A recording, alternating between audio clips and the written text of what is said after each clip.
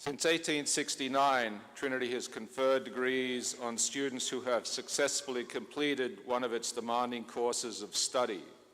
The candidates assembled here today have experienced extensive intellectual and personal growth at Trinity, nurtured and encouraged by Trinity's faculty and staff, often far beyond the call of duty. Learning is Trinity's first enterprise. Today we honor it with diplomas that mark our degree candidates' arrival at an important milestone. Will the representatives of the faculty and the staff now stand so that we may salute you and your colleagues.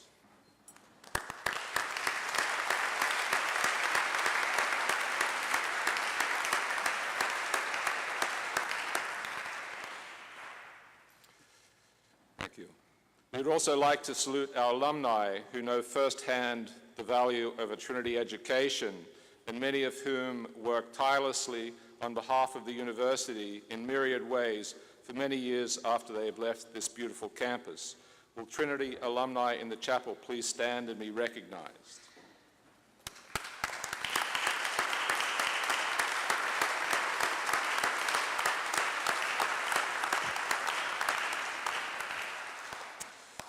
Another group deserves special recognition. Our degree candidates would not be here today were it not for the support of family and friends whose encouragement, support, and sacrifice have done so much to make today possible. Degree candidates, please rise and thank your family and other supporters.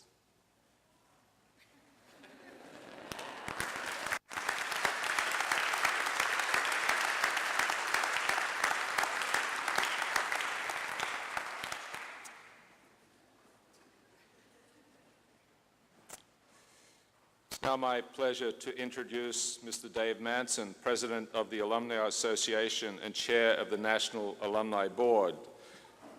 Dave graduated with a bachelor's degree in Business and Communication in 1976 and then went on to earn an MBA in Finance from TCU. Dave has been involved with the National Alumni Board for over 20 years as president of the Texas and Colorado chapters in the cities that he lived. Dave personifies the engaged alumnus. He is on campus almost daily, and I suspect somewhere he has an office hidden away that I don't know about. If he doesn't, then he'll have one soon. So professionally, over the last 30 years, Dave has had experience in technology-based organizations, which is a fit with our speaker today. Dave takes organizations beyond the startup phase and into the second and third phases of potential growth. Taking a senior management or CEO role, Dave helps organizations to target national or international markets that represent new potential for them. Please join me in welcoming Dave Manson, President of the Trinity University Alumni Association. Thank you, Dennis. Well, congratulations to all of you that are about to become Trinity alumni. My special congratulations to those of you that have an undergraduate degree from Trinity. How many has an undergraduate degree? Look at that. That's pretty good. Well, my role over the years has been working with the National Alumni Board to keep a focus, most importantly, on helping new graduates to easily and comfortably get involved with the 26,000 alumni. And you can see there were some of us here today. You might be surprised about the uniqueness of your degree as a master's. There's only around 2,000 people, and there's even less that are undergraduate and master's degree alumni out of our 26,000.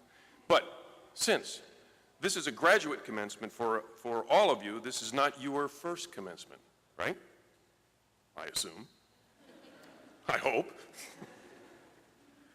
But I think it's time for you to get ready for the next phase in your Trinity life, and I know you're looking forward to the next step in your career.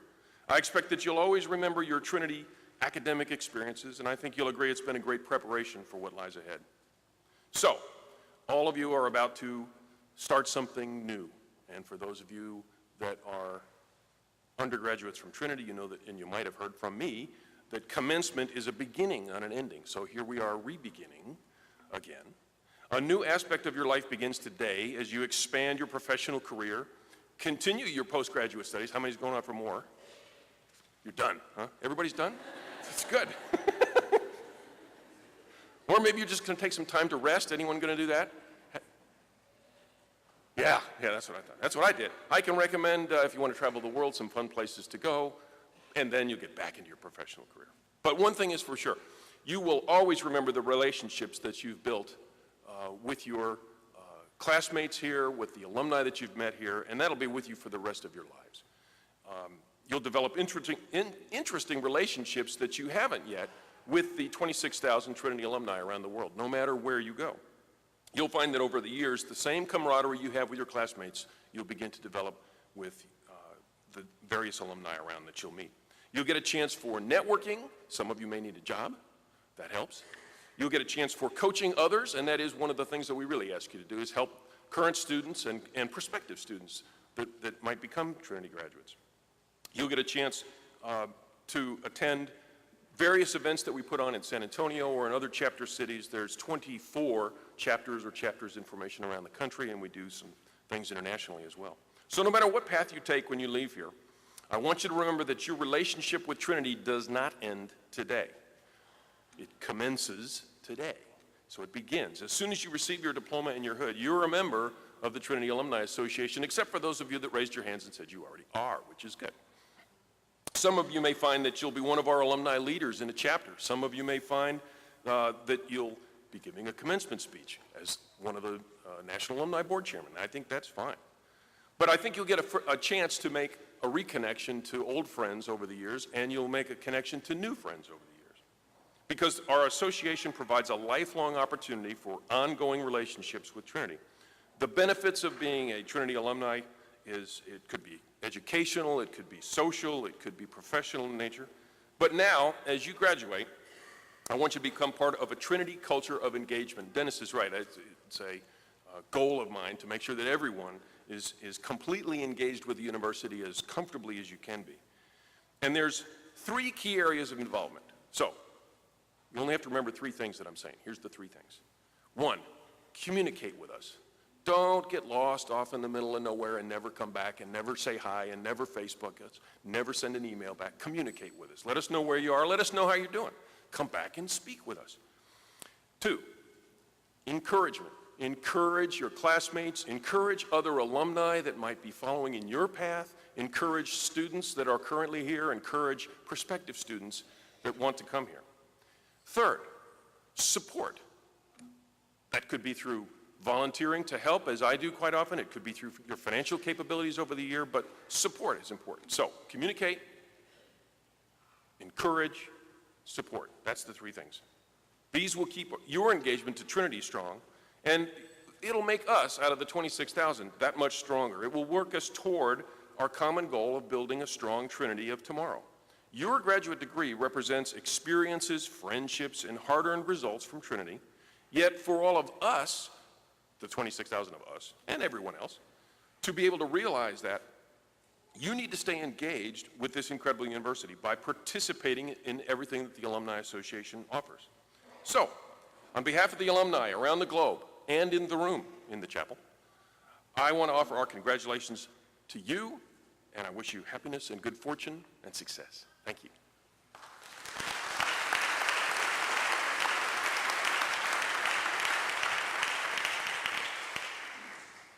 Thank you, Dave. We are honored today to have as our commencement speaker Mr. Matt Schatz. Matt graduated from Trinity in 1998 with a Master's of Arts in Teaching degree. After teaching for a while, he became one of the first 20 Rackers. As you all know, that is somebody who works at Rackspace, a San Antonio-based cloud computing company founded by Trinity students. He quickly became a great salesperson and ultimately led one of the biggest sales teams at Rackspace. He went on to run Rackspace's European sales team out of the London office, followed by a tour in Hong Kong. After 10 years at Rackspace, Matt spent a year doing volunteer work in Southeast Asia, again teaching English at orphanages, Buddhist monasteries in Laos, Cambodia, Thailand, India, Bangladesh, and Burma. He is currently General Manager of Retail and Emerging Markets at Bazaar Voice in Austin. It is with great pleasure that I welcome Matt Schatz to the podium. Matt.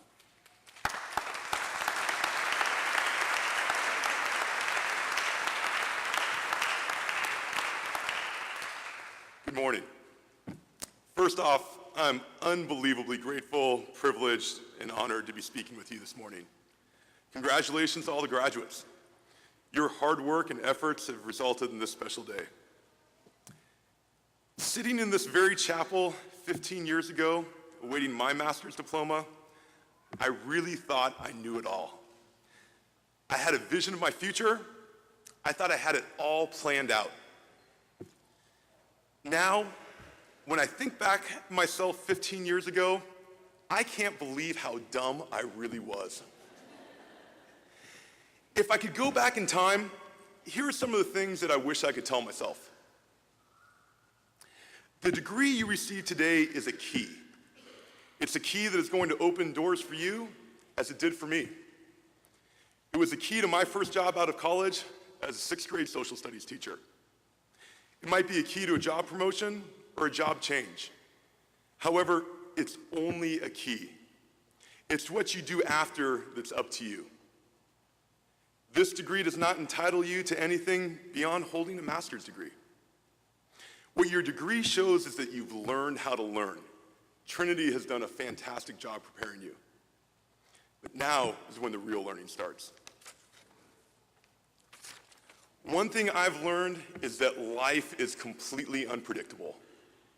Plan for the future, but live in the present. Plan, but don't worry about deviating from that plan. Those deviations will define you, will inspire you, they will make you who you are. 15 years ago today, I was confident that my life would be as a career teacher. I had no idea that one day I'd be living in Burma building an orphanage, or that through a chance meeting at Trinity my freshman year, I'd one day be part of an unbelievable idea with Rackspace Managed Hosting. Now I've got some bad news for you. You all are going to fail, and you're going to fail a lot.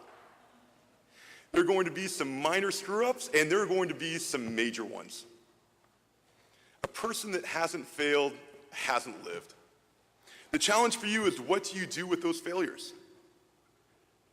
Do you hide from them, or do you embrace them? Do you learn from them, or do you pretend they never happened? I could be here all day long talking about all the times I've failed, and there have been some epic ones. From job failures, company failures, financial failures. I've tried to learn from every single one of them, to bounce back and hit the next challenge with even more strength. Fail quickly and learn. You'll be so much better equipped to handle more of life's challenges. Part of not being afraid to fail means taking risks, and I urge you to take risks in your life. These risks will also help define who you are. They make you incredibly interesting, and they give you such a better understanding as to who you are as a person.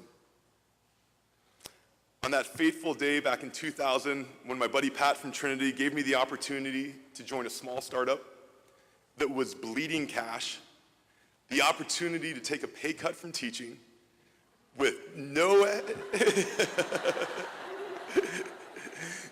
health insurance, no vacation, with the company name that was too often confused with rack room shoes. I took a risk. That company, Rackspace, now does over $1 billion a year in business, employs well over 6,000 people worldwide.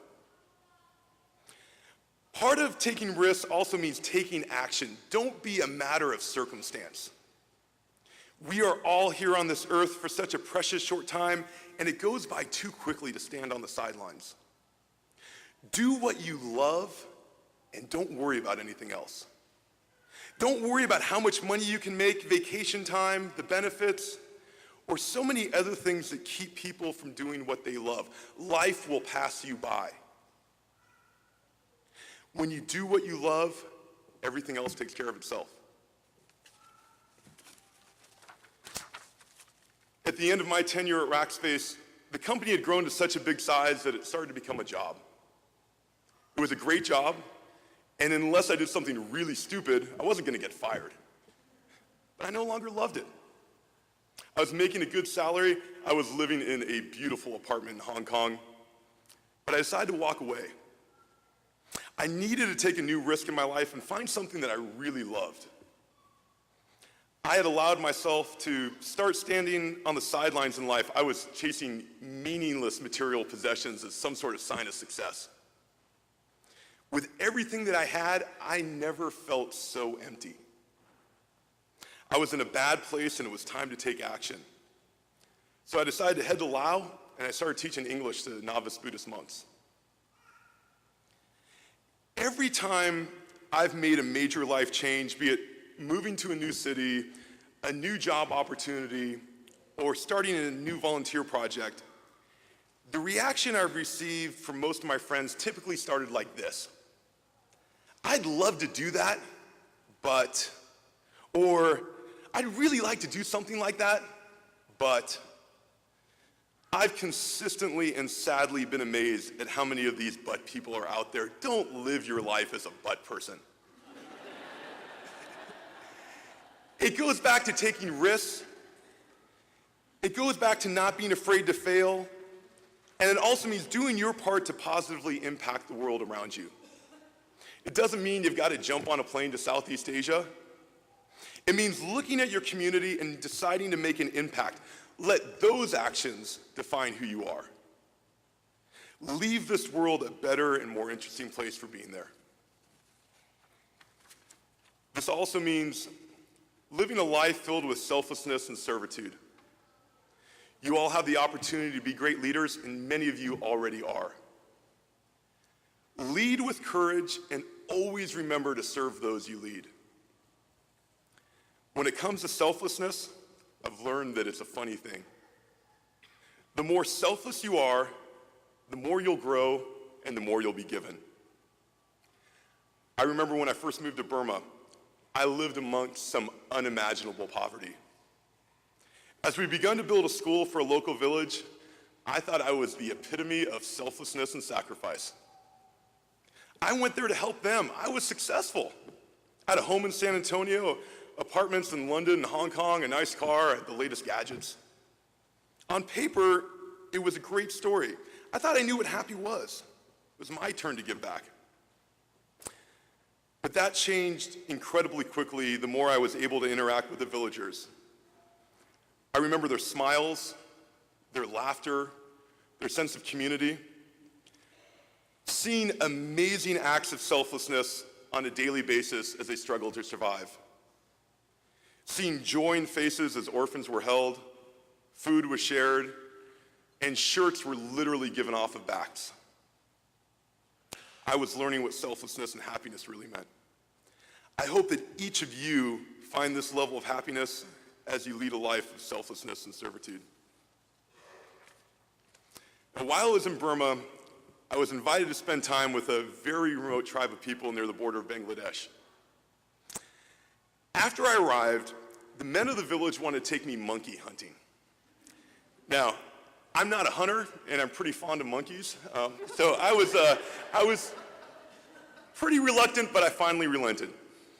Now, the first order of the business was for the men to take me to the river's edge, strip me down completely naked, and cover me in mud. Now, this was to act as a sort of bug repellent, and to their great laughter, give me some camouflage so I looked a little bit more like them. We climbed up into the mountains, and after a few hours, we took a break. We sat in a circle. I had my back up against a tree, and through my translator, we started talking about life in the West. Now, I was eager to tell them about the internet. I wanted to show them my iPad.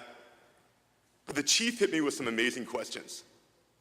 Questions about the love in his village compared to the love in my village. About the deep level of friendships in his village compared to my village. He even alluded to things like daycare, retirement homes, things he couldn't quite understand. He ended up by asking, which society is truly more developed? I had gone there to give back, but it was this tribe and their chief that have really opened my eyes to what's truly important in life. As a side note, after this last question, I responded that he was so right in so many ways I'd never imagined. I thought the chief would like my response, but as my translator was translating, the chief looked to the person to his left, then to his right, and gave them a slight nod. At that point, both of these men put a blow dart into their blowguns and pointed them right at me. Now, I panicked. My first thought was, I've got a really bad translator. I turned to my translator and said, "What the heck is going on?" He said, "Matt, don't move." The chief nodded again to the two guys, and I saw them take in a huge breath of air, and two poison-tipped darts went sailing right above my head. The next thing that happened is an enormous dead python with two blow darts in its head fell right into my lap. I have never moved so quickly in my life, complete with me jumping up and down and doing the "It Touched Me" dance. But in that brief moment, those guys showed me love, they showed me kindness, and they showed me courage.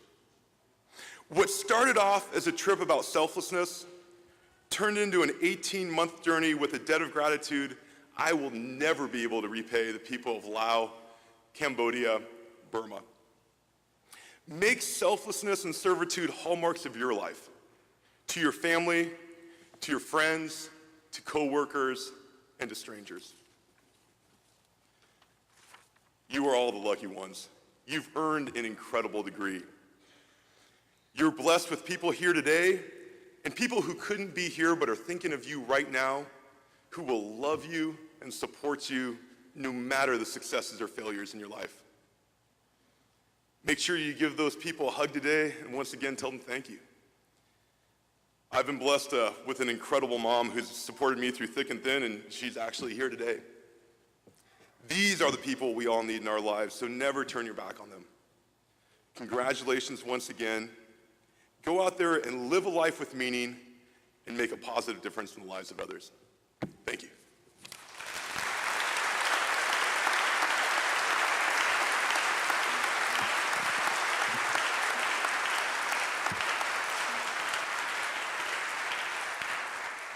Thank you, Mr. Schatz. Will the candidates for the degree of Master of Education please rise and remain standing? Will the candidates for the degree of Master of Arts in School Psychology please rise and remain standing? Will the candidates for the degree of Master of Arts in Teaching please rise and remain standing? Will the candidates for the degree of Master of Science in Accounting please rise and remain standing? In addition to the candidates standing, there are candidates for the master's degree in absentia whose names appear on the program. Mr. President, on behalf of the faculty of Trinity University, I recommend these candidates for the master's degree. By the authority vested in me by the Board of Trustees and in accordance with the provisions of the Charter of Trinity University, I confer upon those candidates who have met the graduation requirements established by the faculty the master's degree for which they have been recommended, with all of the rights, privileges, and responsibilities pertaining thereto. Will the recipients of these degrees please be seated? The recipients of the master's degree will now come forward to be hooded and to be greeted by President Albert and Mr. John Corbell, Chairman of the Board of Trustees.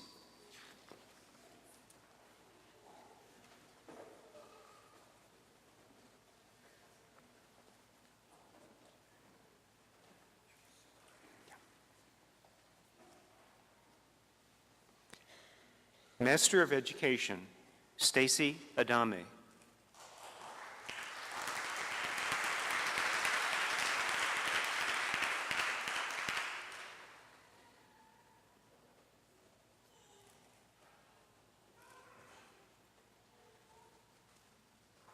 Robert Hyatt Albright.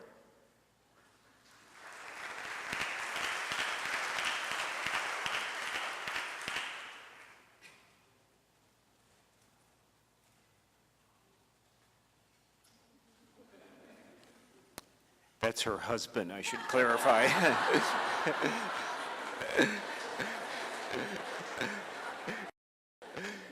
Mary Aldridge Arzola.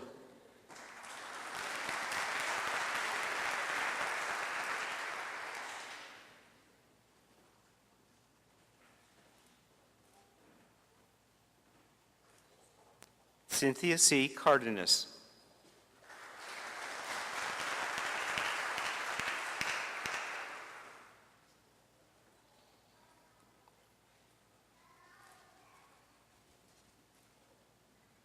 Patrick Stanley Corbett.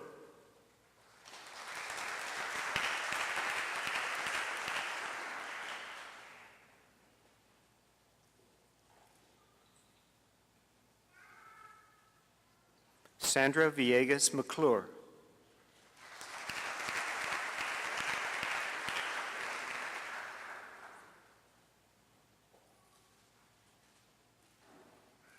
John C. Merrill.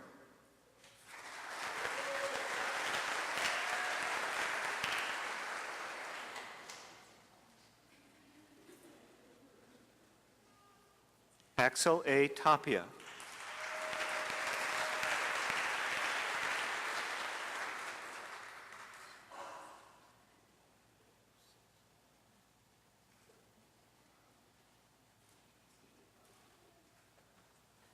Master of Arts in School Psychology, Danielle Penny Blanton.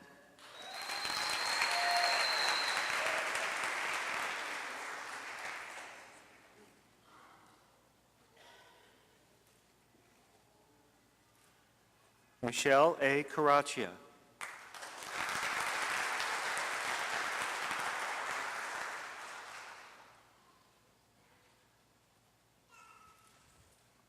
Tia Reed Fitzgerald.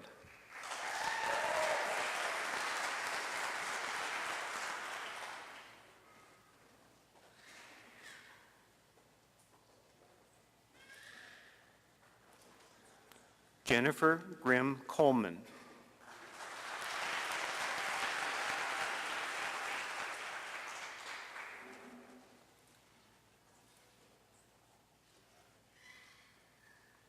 Crystal M. Hernandez.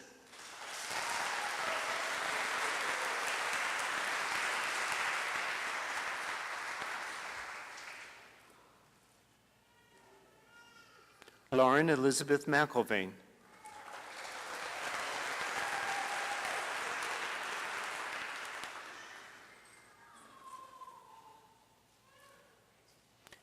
Anna Eleanor Taylor Morgan Pence.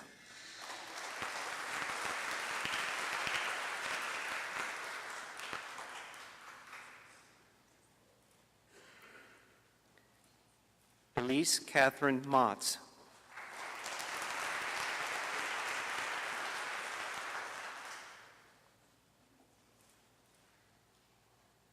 Denise S. Ramirez.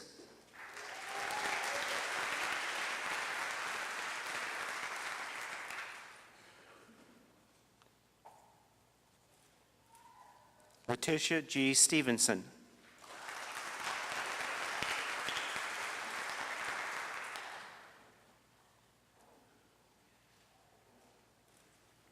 Gracie Jean Trewick.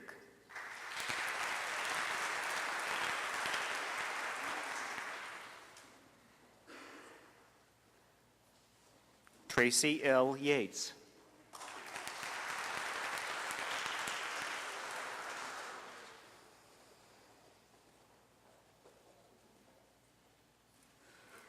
Master of Arts in Teaching, Kyle Christopher Anderson.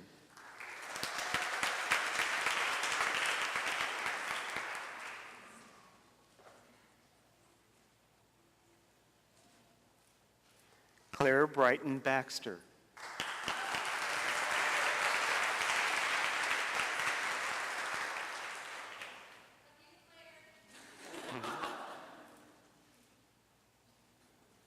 Victoria Lauren Brame.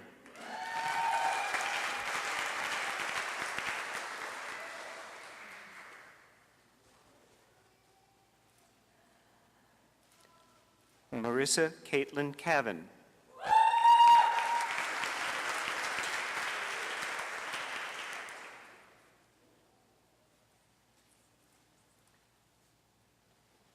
Caroline M.H. Dusing, presenting the degree as Trinity Professor and Mother, Dr. Nancy Mills.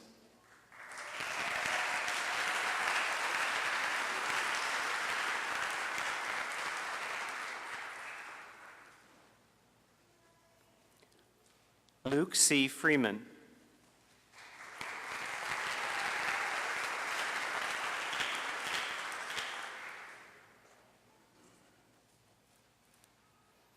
Connor C. Gorman.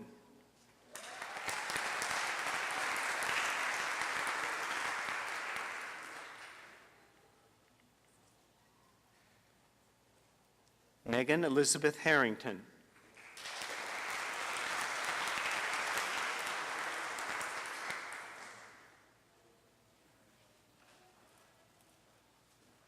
Emily Craig Hale Howard.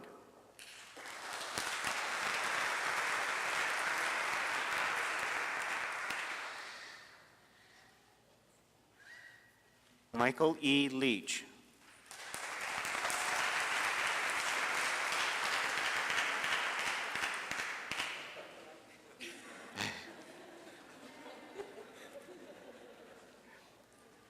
Ashley R. Maley.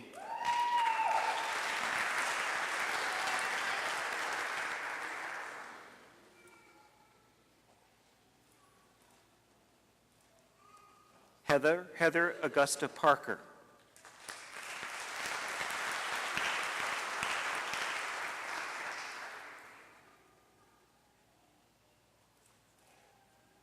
William Augustine Parker.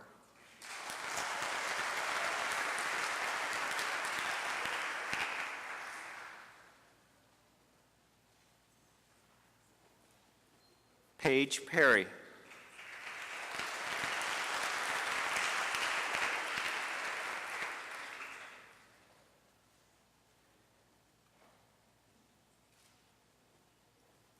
Andrea Boughton Puentes.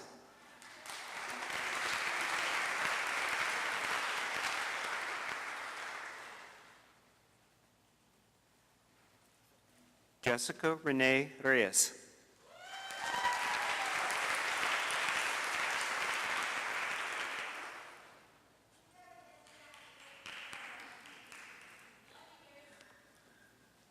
Tiffany L. Rodriguez.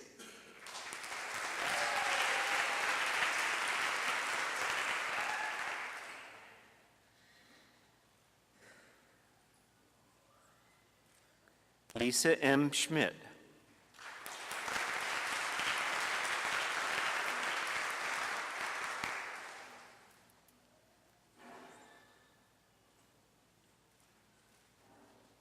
Christina M. Tanner.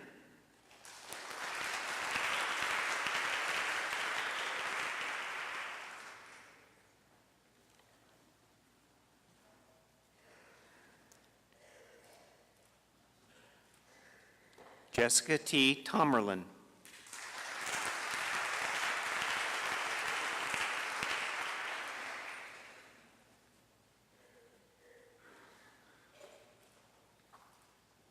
Kelly Ellison Tucker.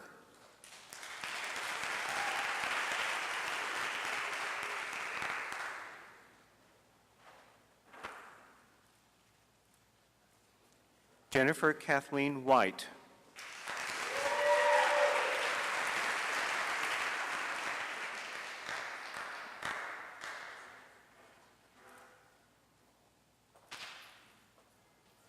Michaela Virginia Wyatt.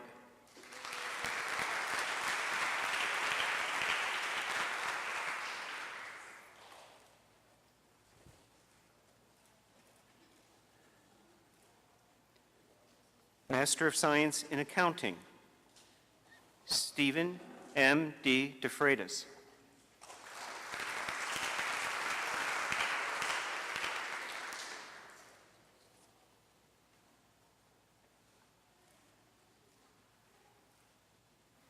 Robert N. Edmonds.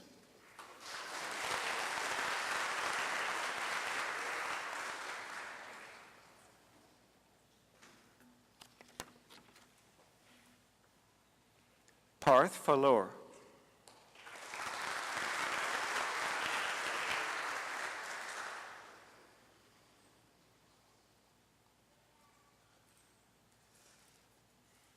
Vanessa Lee Freckman.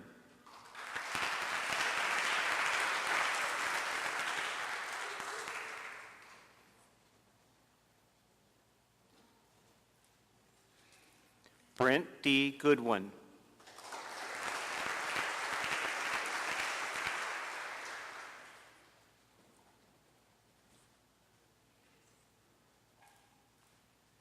Evan K. Harch.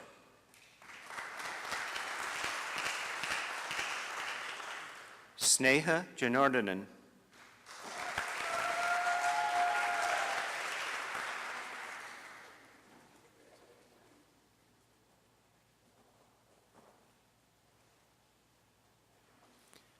Christopher F. Klasowski.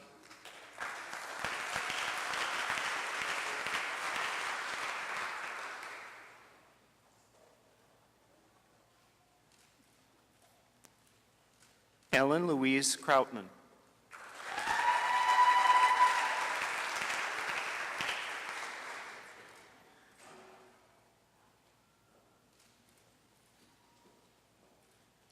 Kelsey Leanne Lawson.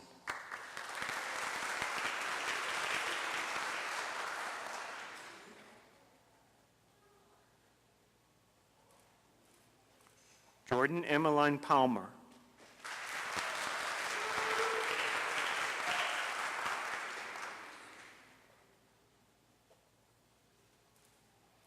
Neha F. Panjwani.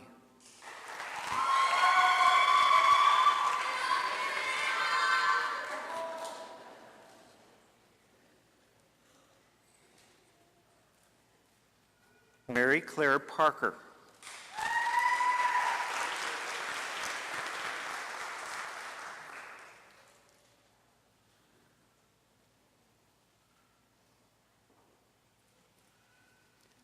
Nicole Marie Remling.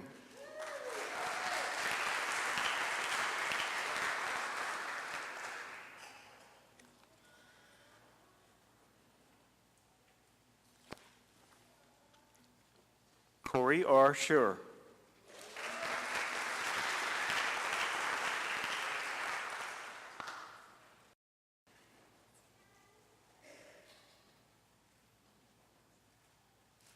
Ashley Nicole Snow.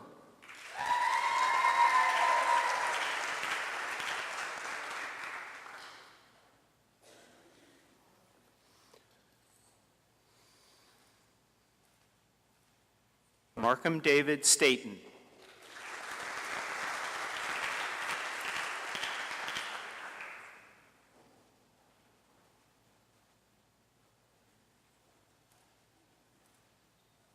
Marina Ura.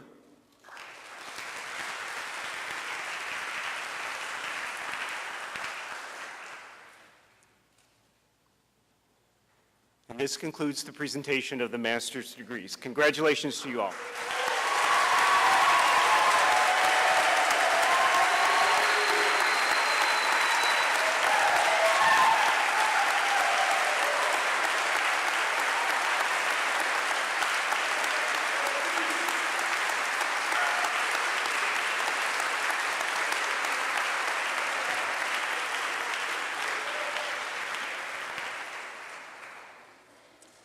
Congratulations to you all, and remember the 4 things that you have learned today.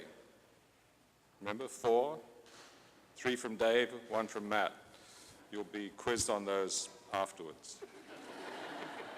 So let me invite everyone to stand and join Kelly Tucker in the singing of the Trinity Alma Mater, the words to which are printed in your program. And following the Alma Mater, please remain standing for the benediction and the platform party recessional. Thank you.